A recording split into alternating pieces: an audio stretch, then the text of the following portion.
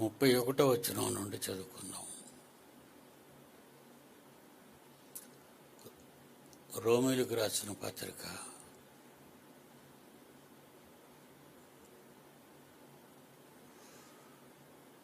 8వ అధ్యాయం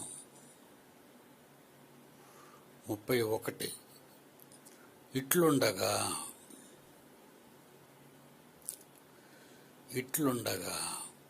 ఎట్లుండగా ముందుగా నిర్ణయించబడి మీదనే ఎవరిని ముందుగా నిర్ణయించనో వారిని పిలిచాను, ఎవరిని పిలిచినో వారిని నీతిమంతులుగా తీర్చాను, ఎవరిని నీతిమంతులుగా తీర్చానో వారిని మహిమపరిచాను. ఇట్లుండగా దేవుడు మహిమపరచబడిన వారు మహిమపరచబడే వారిగా ఉండగా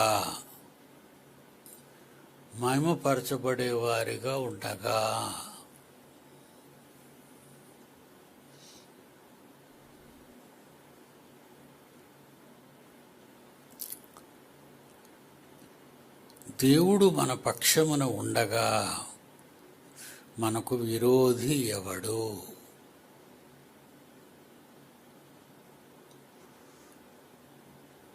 మనం ఇక్కడ విరోధి అనగానే లోకంలో ఉన్నోళ్ళ గురించి మాట్లాడకండి. ఈ లోకంలో మనం విరోధంగా 99.9 వరకు క్షమించండి తప్పైపోయింది అని అనిస్తే విరోధం లేకుండా పోతే, తప్పు చేసి తిరుగుబాటు చేసిన వాళ్ళు విరోధంగా ఉంటారు. చాలామంది తప్పు చేస్తారు, ఎదురు తిరుగుతారు. కనుక వాళ్ళకి విరోధులు ఉంటారు.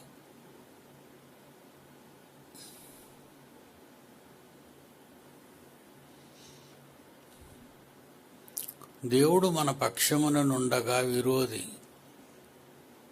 మన విరోధి ఎవరు? మీ విరోధి అయిన అపవాది అని ఉంటుంది బైబిల్లో. చూడండి,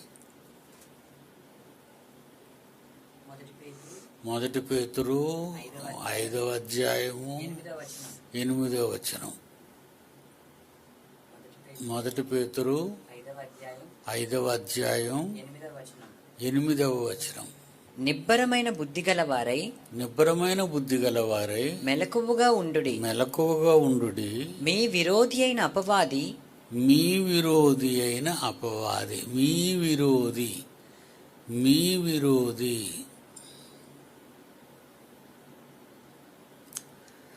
అసలు ఆడితో మనం ఏమైనా గొడవ పడుతున్నామా?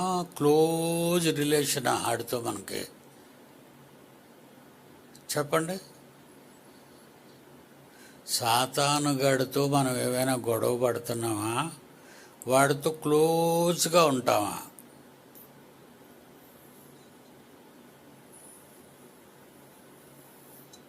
%100 క్లోజ్గా ఉంటాం వాడితోనే. దేవుడితో విరోధంగా ఉంటాం, కానీ సాతానుగాడితో మాత్రం గొప్ప స్నేహం. ఎందుకంటే తప్పులు చెయ్యమన్నది వాడే, తప్పులు చేస్తే ప్రోత్సహించేవాడు వాడే, దేవుడి గురించి ఆలోచించకుండా నిన్ను మరొక తలంపుల్లోకి మార్చేసేవాడు వాడే, అప్పుల పాలు చేసేవాడు వాడే, భిక్షమెత్తుకొని తిరిగేలా చేసేవాడు వాడే, పరలోకానికి వెళ్లకుండా చేసేవాడు వాడే. మీ విరోధి. ఇక్కడ ఈయనంటాడు, దేవుడు మన పక్షమున నుండగా మనకు విరోధి ఎవడు? దేవుడు ఎంత అమాయకుడండి. తప్పు చేసిన పిల్లల్ని, తప్పు చేసిన తర్వాత కూడా మా పిల్లలండి చాలా మంచివాళ్ళు అంటే అదేం బాగుంది మీరు చెప్పండి? దేవుడు అలాగే అంటున్నాడండి. నిజంగా మనం ఎంత తప్పు చేసినా మనల్ని కాపాడుకోవడానికి, చేర్చుకోవటానికి ఎవరు అనుభవిస్తారండి ఇప్పుడు అదంతా అక్కడ? మన ప్రాపర్టీస్ అన్నీ అక్కడే ఉన్నాయి. కాగితంలో కాలిపోయే భూమండలం అండి ఇది. కాగితం నిప్పంటిస్తే క్షణాల్లో కాలిపోద్ది, క్షణాల్లో. భూమి మీద ఉన్న మన ఈ ఆస్తులన్నీ కూడా ఒకవేళ మనకు లేవు అనుకోండి, ఒకవేళ ఉన్నాయి అని మనం అనుకుంటే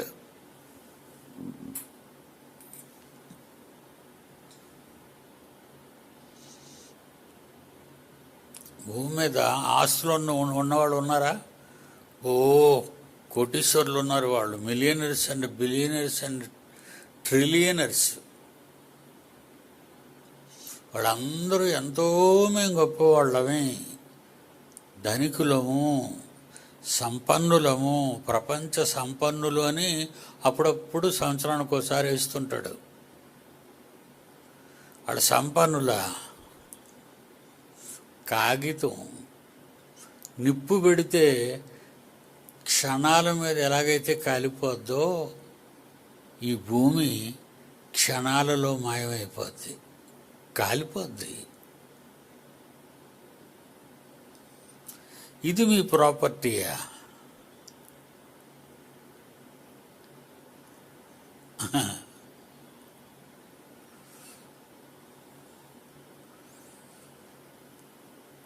అజిత్కి పంపించాను ఆయన ఫోటో. మరి పిల్లలు ఎండలో ఎంతో కష్టపడిపోయారు కదా, మీరు చాలా కష్టపడిపోయారు, అలసిపోయారు, చాలా గొప్పవాళ్ళు. మరి మీకు ఏదైనా ఇవ్వకుండా తండ్రిగా నేను ఉండలేను కదా. లక్షవారం ఆడవాళ్ళు మగవాళ్ళు ప్రార్థనకు వస్తే వాళ్ళకి ఏదో నాకు కలిగింది, ఈ పేద తండ్రికి కలిగింది ఇస్తాడు. ఒకరోజు 2 రోజులు వచ్చిన వాళ్ళకి ఇవ్వబడదు. ఒక్కరోజు 2 రోజులు వచ్చిన వాళ్ళకి ఇవ్వబడదు, 3 రోజులు ఉండాల. అలా లెక్కింపబడిన వాళ్ళు 70, 68.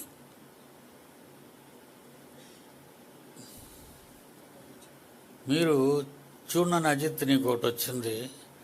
ఈ లైట్ ఆఫీస్ ఈ బొమ్మ పెద్ద చేసి చూపించు.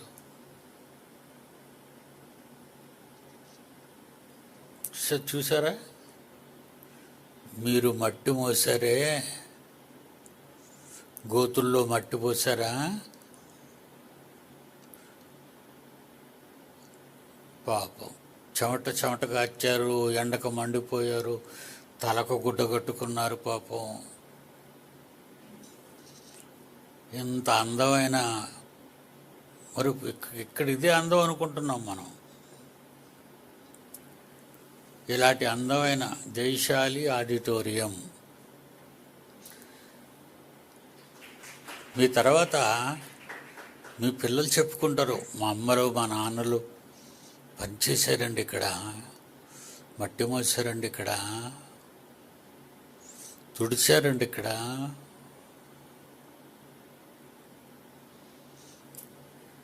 దీన్ని చూసి మనం పొంగిపోతే తీసేనైనా, దీన్ని చూసి మనం పొంగిపోతే పరలోకం, ఆ ఆస్తులవి, ఆ ఆస్తులు వద్దా మీకు? మీరు ఎంత అమాయకులరా, ఆస్తులు పోగొట్టుకుంటున్నారు. లోకంలో తుచ్చమైన, భ్రష్టమైన, క్షణకాలం ఉండి కాలిపోయే ఈ భూమి మీద ఉన్న ఆస్తులే మీరు నిజంగా ఆస్తులని నమ్మించి మిమ్మల్ని మోసగించింది సాతాను. ఆ మోసంలో మీరు తెలుసుకోకుండా ఉండిపోతున్నారు, బయటకు రావటం లేదు. మరి నేను దేవుని పనికి వచ్చిస్తే నా ఇల్లో అంటావు, గొప్పిల్లు.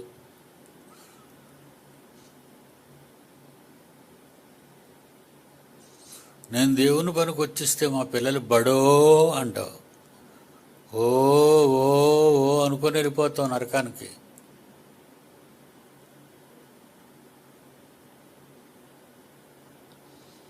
ఎప్పటికి జ్ఞానోదయం కలుగుతుందరా మీకు? ఎప్పటికి మీకు జ్ఞానోదయం కలుగుతుంది?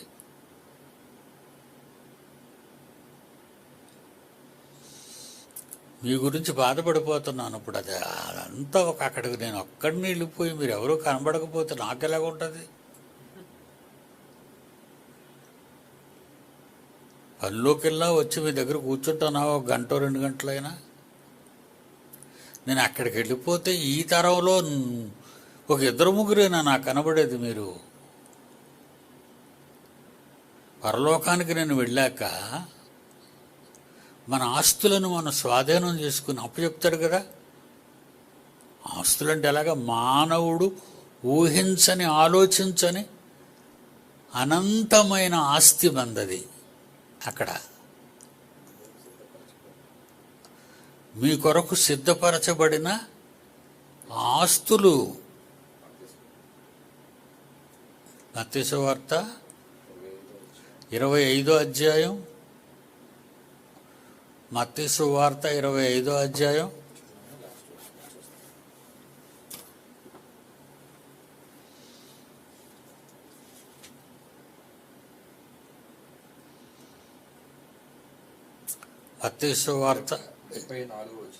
25వ అధ్యాయం 34. అందుకు రాజు తన కుడివైపున ఉన్న వారిని చూచి, తన కుడివైపున ఉన్న గొర్రెలను చూచి, మనలను చూచి, నా తండ్రి చేత ఆశీర్వదింపబడిన తండ్రి చేత ఆశీర్వదింపబడిన వారులారా, రండి రండి, లోకము పుట్టినది మొదలుకొని భూలోకాన్ని వదిలేసి వచ్చేయండి. భూలోకంలో చావు అనగానే మిమ్మల్ని భయపెట్టేస్తుంది. అది చావు అంటే శుభానికి త్రోవరా బాబు, సుఖానికి తోవది. ఎప్పుడు విమానం ఎక్కలేని వాళ్ళు విమానం ఎక్కడానికి వెళ్తున్నప్పుడు వాళ్ళు ఎంత ఆనందంగా ఉంటారు.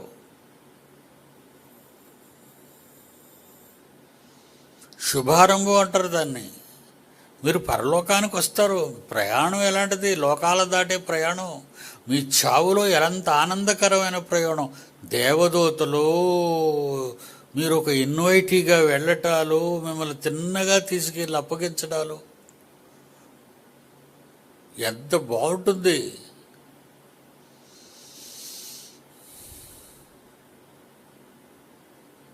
ముప్పై 32వ వచనం చదువుతాం.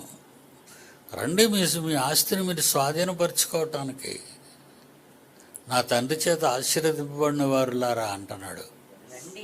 రండి, లోకము పుట్టినది మొదలుకొని మీ కొరకు సిద్ధపరచబడిన రాజ్యమును, మీ కొరకు సిద్ధపరచబడిన పరలోక రాజ్యమును స్వతంత్రించుకోండి, పరిపాలించండి.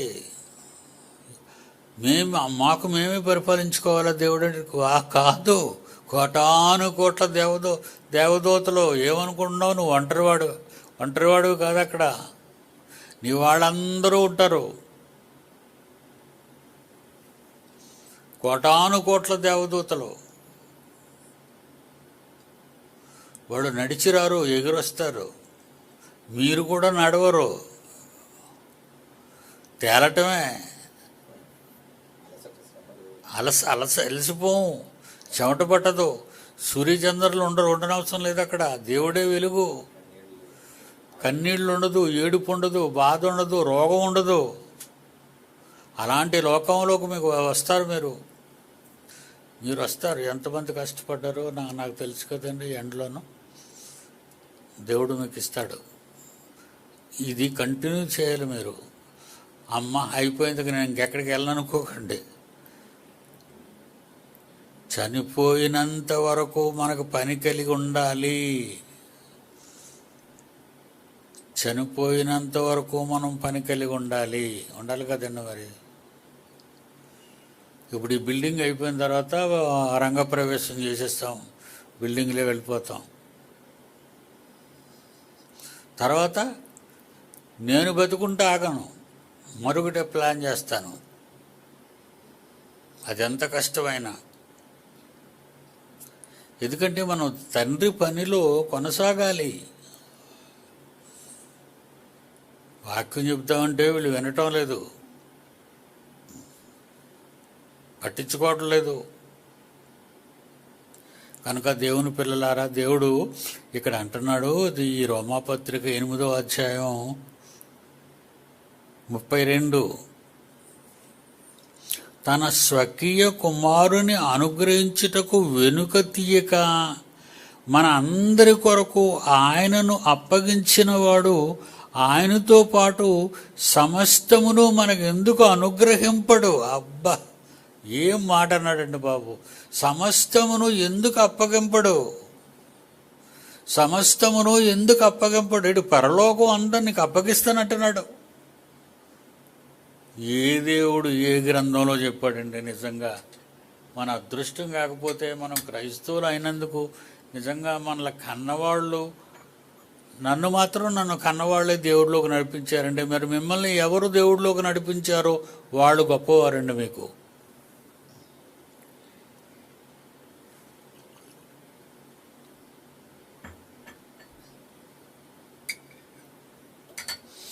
మిమ్మల్ని ఎవరైతే పరలోకానికి నడిపించారో, దేవుని దగ్గరికి ఇప్పుడు నడిపించారో వాడు అదృష్టవంతులండి.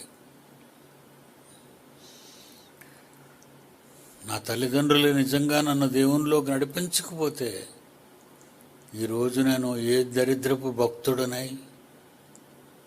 గుండు గిండెది కొట్టి నామాలయ వేసుకొని పూజలై చేసుకొని ఎక్కడ పడి చచ్చిపోయేవాడినో, ఎక్కడుండేవాడినో,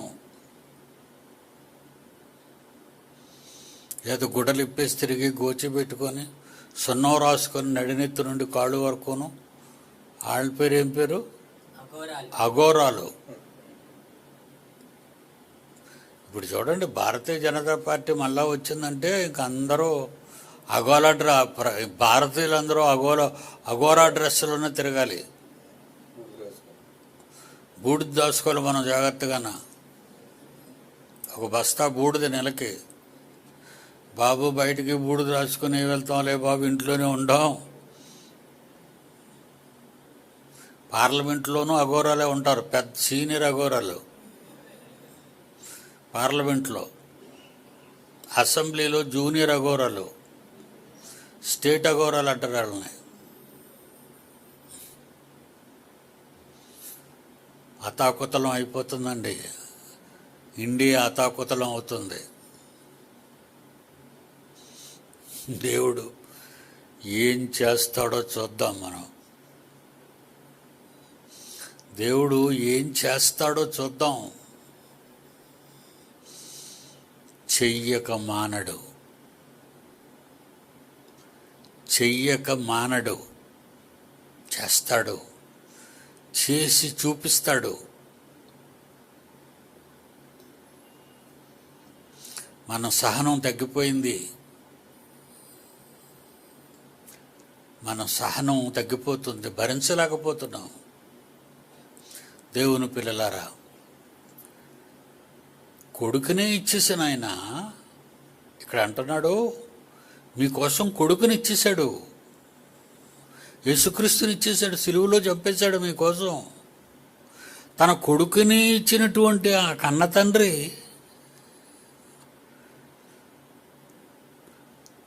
తన స్వకీయ కుమారుని 32 తన స్వకీయ కుమారుని అనుగ్రహించుటకు వెనుక తీయక మన అందరి కొరకు ఆయనను అప్పగించిన వాడు ఆపేలేదు.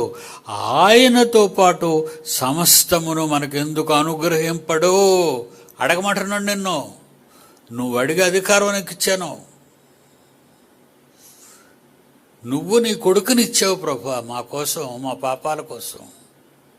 మేము ఆయన నమ్ముకున్నాం ప్రభా, మేము ఆయన కోసం బ్రతికాం ప్రభా.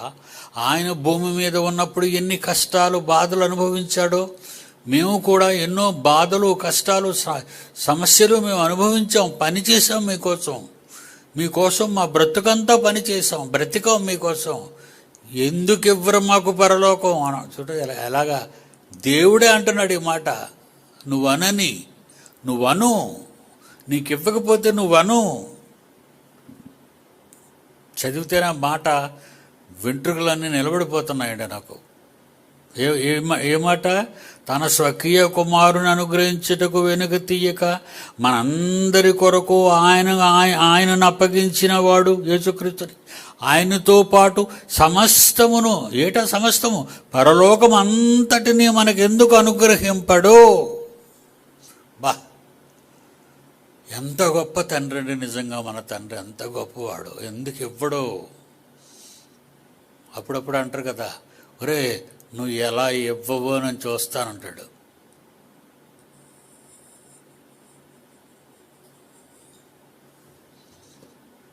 ఎందుకు ఇవ్వడు? ఆకాశ మహాకాశాల మీద ఆసీనుడైన మహనీయుడు ఆ మహాలోకాలను మనకెందుకు ఇవ్వడు? చెమటలో కారుస్తూ కళ్ళల్లోకి చెమట వెళ్ళిపోయినా, ముక్కులోకి నోట్లోకి చెమట ఉప్పగా వెళ్ళిపోతున్నా నా పిల్లలు పనిచేసే పని చూశాను నేను మొన్న. ముందు పని చేసిన దానికంటే అపూర్వంగా పనిచేశారు మీరు. ఎంత బాగా అయిపోయింది తెలుసా? ఆ ఫోటో వేయరా, క్లియర్గా గ్రౌండ్ అంతా తీసిన ఫోటో వేయరా. జేసీబీ అయిపోయిన తర్వాత ఫైనల్గా ఆ ఫోటో పంపించాను అందరికీ, నీకు కూడా వచ్చుంటుంది. మైదానం అంతా మొత్తం ఎంతో మొట్టమొదటి మీరు అడుగు పెట్టేటప్పుడు భయంకరంగా ఉండేది ఆ ఏరియా, భయంకరంగా ఉండేది.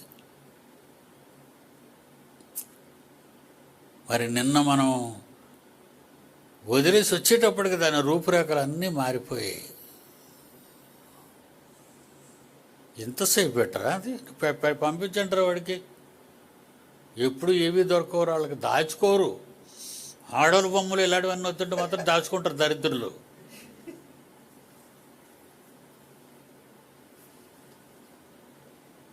ఎంతసేపు పెట్టరా?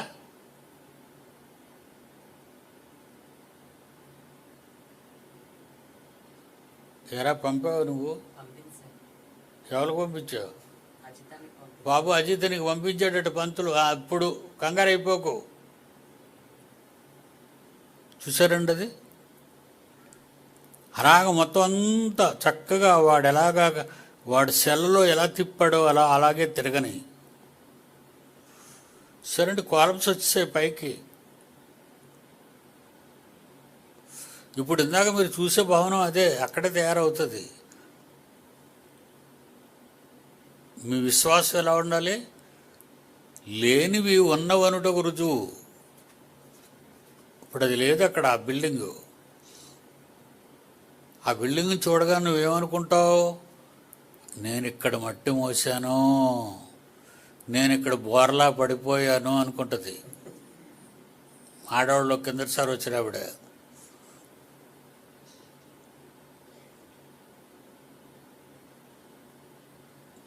భూమి మీద ఇప్పుడు మన బొమ్మ రాప్పుడు మనం కట్టే బొమ్మ, తర్వాత వచ్చే బొమ్మ, అక్కడ వచ్చే బొమ్మ ఎంత అందమైంది, ఎంత అందంగా చేశాడు, ఎంత డిజైన్ చేశాడా. ఇది మీరు అలా చేశాకే మీరు అడుగు పెట్టండి ఆ లోపల. దేవుడు మన కోసం చేస్తాడు. మనం ఆయన కోసం కదా బ్రతుకుతున్నాం, లేకపోతే ఆ పక్క స్థలం మనకివ్వటం ఏంటి? అప్పటికి మనం దూరంగా ఉన్నవన్నీ మాట్లాడుతున్నాం. అంతవరకు ఎందుకనైనా ఉండు, నీ పక్కన్నోడే అవుతిపోతాడు. అటు చెట్టు పడిపోయి వాడి చెట్టు కూలిపోయిందండి. కోట్ల రూపాయల భారీ వ్యయంతో కట్టాడు. అది కూలిపోయిన తర్వాత వాడు దివాలా తీసేశాడు. ఒకప్పుడు మన స్థలం ఆక్రమించుకోవడానికి వచ్చేసాడు వాడే.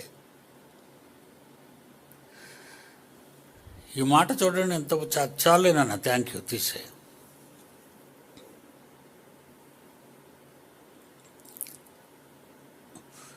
మన అందరి కొరకు యేసుక్రీస్తును అప్పగించిన వాడు ఆయనతో పాటు సమస్తమును మనకెందుకు అనుగ్రహింపడు? అనుగ్రహించును. దేవుని చేత ఏర్పరచబడిన వారి మీద నేరము మోపువాడు ఎవడు? నా పిల్లల మీద ఎవరు నేరం మోపుతారు అని అడుగుతున్నాడు. మీరు నిజంగా ఇదే పవిత్ర ఆశయాలతో మరి బాబ్జీ బిల్డింగ్ కట్టకముందు, సైట్లో బిల్డింగ్ కట్టకముందు ఎన్నేళ్ళమ్మా, ఎన్ని సంవత్సరాల క్రితం వచ్చాడో వేళ్ళు చూపించు 10 ఏళ్ల క్రితమా? అంతే. 10 ఏళ్ల క్రితం శ్రీనివాసరావు గారు వాళ్ళ అల్లుడు బాబ్జీ రాడ్లు మోసారు వాళ్ళు. ఇంకా నాకు వాళ్ళిద్దరూ మోయడం ఇంకా నా కళ్ళల్లో అలా ఉంటుంది. అది పెద్ద పెద్ద ఐరన్ రాడ్లు మోసారు మా అల్లుళ్ళు కలిసి పని చేయక. శ్రీనివాసరావు గారు ఆయన వచ్చేసినప్పుడు, ఇండియా వచ్చినప్పటి నుంచి ఎప్పుడు దేవుడి పనిలో ఉంటాడు. అందరి స్త్రీల కంటే దేనికైనా నేను ముందుంటాను అన్న ఆవిడ బాబ్జీ భార్య సుజాత. మంచి దంపతులు వాళ్ళు. బాబ్జీ అంటున్నాడట భార్యతో, ఎంత ఆనందంగా ఉందమ్మా నాకు ఈరోజు, దేవుని కోసం పనిచేశాను నేను. ఎందుకంటే నాకు విదేశాల్లో స్టార్ హోటల్లో ఉండి పనిచేయటం అంటే ఆయన చెప్పనమాట, అంటే ప్రిపరేషన్ చేస్తాడు కేక్స్ అవిని, అంత బాగా తయారు చేస్తాడు. ఇంచుమించు ₹1,00,000 జీతం. అలాంటి వాడు మండు టెండలో మాడిపోతూ పని చేయడం స్టార్ హోటల్స్ అన్నీ ఏసీనండి, ఏవి బయటికి వెళ్ళి పని ఉండదు. ఎప్పుడు చల్లదనంలోనే ఉంటారు వాళ్ళు. పొంగిపోతున్నాడట, ఎంత సంతోషంగా ఉంది ఈవేళ కానీ. నిజమండి, దేవుని పనిలో ఉన్న ఆనందం, దేవుని పనిలో ఉన్న సంతోషం, దేవుని పనిలో ఉన్న తృప్తి ఎక్కడా దొరకదండి మనకి. చాలా బాగుంటాం, హ్యాపీగా ఉంటాం. దేవుడు పని చేసుకుంటూ పోతుంటావా, చాలా హ్యాపీగా ఉంటామండి.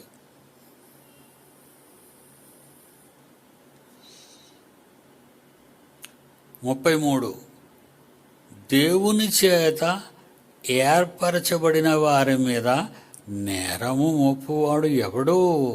నా పిల్లల్ని ఎవరేమని అన్నారా అని ఊరుకునేది లేదు అని అర్థం. అది ఎంత చక్కగా అర్థం వస్తుందో చూడండి, ఎంత చక్కగా అర్థం వస్తుందో. దేవుడు మనల్ని పట్టుకొని ఏమంటున్నాడట, దేవుని చేత ఏర్పరచబడిన వారి మీద నేరము మోపువాడు ఎవడు? దీనికి మన భాషలో మనం ఎలా మాట్లాడతాం? నా పిల్లల మీద నేరం మోపువాడు ఎవడరా నా పిల్లలు అనేవాడు ఎవడరా మమ్మల్ని అనేవాడు? ఎంత ముద్దండి మనం అంటే దేవునికి. యేసు నమ్మినందుకండి, మనం యేసు నమ్మినందుకు ఈ ఆధిక్యత పొందాం. ఏమండి, ఈ అమాయకులందరినీ చూసి జాలిపడతానండి. ఈ 800 కోట్ల మంది పొలోమని నరకగుండానికి వెళ్ళిపోవడానికి సిద్ధపడుతున్నారే తప్ప అస్సలు పట్టించుకోవటం లేదండి దేవుడిని. మళ్ళా దేవుడు తెలిసిపోతాడని వేల కోట్ల మంది దేవుళ్ళను పుట్టించేశాడండి సైతాన్ గాడు. నీకొక దేవుడు నాకొక దేవుడు. ఏటి మనుషులు కూడా అంతమంది ఉంటారు కానీ దేవుళ్ళు అంతమంది ఉన్నారు. ఎంత మాయ చేసేటండి. మీ విరోధి, మన విరోధి అయిన అపవాది వాడేనండి మన విరోధి. మీరు ఇరుగు పొరుగు వాళ్ళు, చైనా వాళ్ళ గురించి, జపాన్ వాళ్ళ గురించి, పాకిస్తాన్ వాళ్ళ గురించి, ఆర్ఎస్ఎస్ వాళ్ళ గురించి, బీజేపీ వాళ్ళ గురించి కంటే ఎక్కువ భయపడవలసింది సైతానికే. వాడు చాలా మాయగాడండి బాబుడు. వాడు చాలా మాయగాడు. భలే మాయ చేసి మనల్ని మానిపించేస్తాడు. తొలి రోజుల్లో ఈ దేవుని పనికి బయలుదేరుతా అనేసరికి ఎవరో ఒకరు గెస్ట్ వచ్చేసేవారండి. అప్పుడు నేనేం చేసేవాడిని ఆలోచించాను. కొంతకాలం తర్వాత వచ్చిస్తే ఇంటి దగ్గర ఉండిపోవడం ఏంటి, అతన్ని కూడా నువ్వు కూడా బయలుదేరేవాడిని.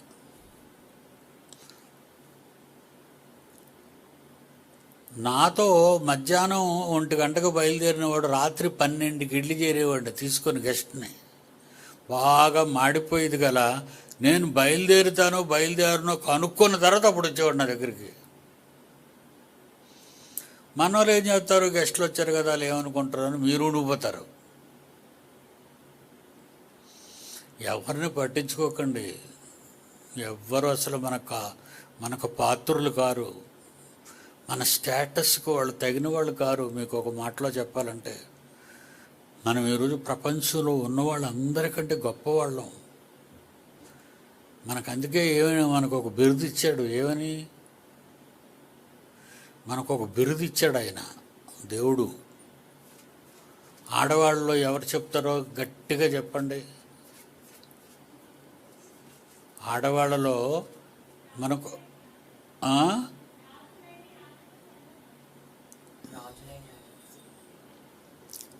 కాదు, ఇంకా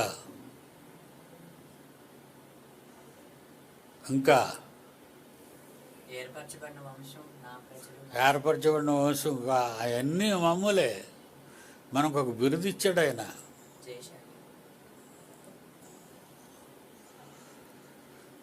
భూమిని తలక్రిందులు చేయువారు. మనం ఏం చేస్తామంట, తలకిందులు చేసేస్తామంట భూమిని. భూమిని తలకిందులు చేయడం అంటే చిన్న మాట. చాలా పెద్ద సూర్యుడి నుంచి మండే జ్వాల వచ్చింది మన పక్క. అలాగ దేవుడు ఆపుతున్నాడు దాన్ని.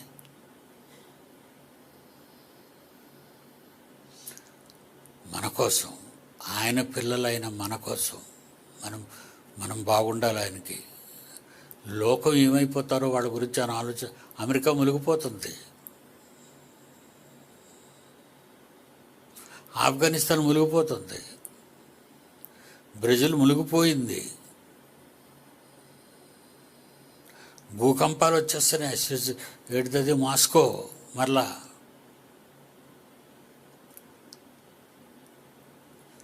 మనల్ని ఏది తాకకుండా చేస్తున్నాడు మహానుభావుడు. మనల్ని, ఎస్పెషల్లీ మనల్ని నా పిల్లలైన వారు భూమి మీద ఎక్కడెక్కడ ఉన్నారో వాళ్ళందరినీ చల్లగా కాపాడుతున్నాడు ఆయన.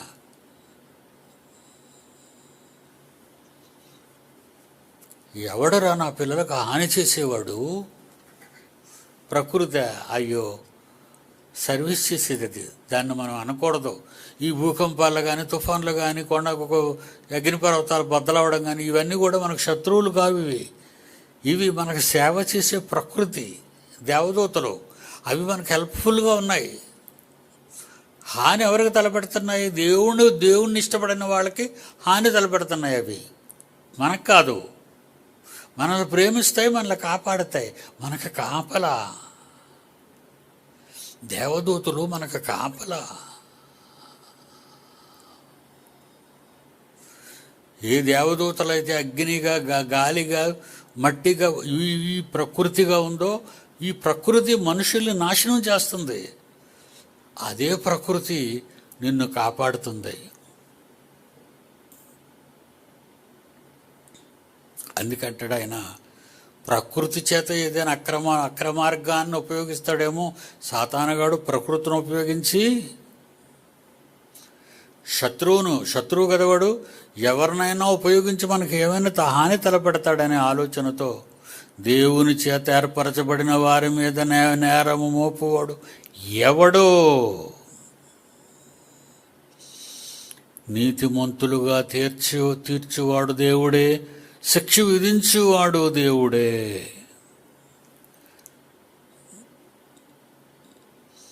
నీతిమంతులుగా తీర్చేది ఆయనే, ఎవరికి శిక్ష వెయ్యాలో వేసేవాడు ఆయనే, శిక్ష వేసేవాడు ఆయన అంటున్నాడు, నా పిల్లలకు హాని తలపెట్టేవాడు ఎవడు? ఎంత గొప్ప మాట అండి నిజంగా మనకది. ఎంత శుభవార్త అండి మనకది. అంతగా ప్రేమిస్తున్నాడా మనల్ని ఆయన? అవునండి, అంత ప్రేమ కలిగిన దేవుడు అండి మన దేవుడు. మనం అంటే ఆయనకు చాలా ప్రేమ. చూడండి, మనం పట్టిందల్లా బంగారం, మనం అనుకున్నదల్లా జరిగిపోతుంది. మనం చేసేది అనుకుందాము అని కూడా జరిగిపోతుంది.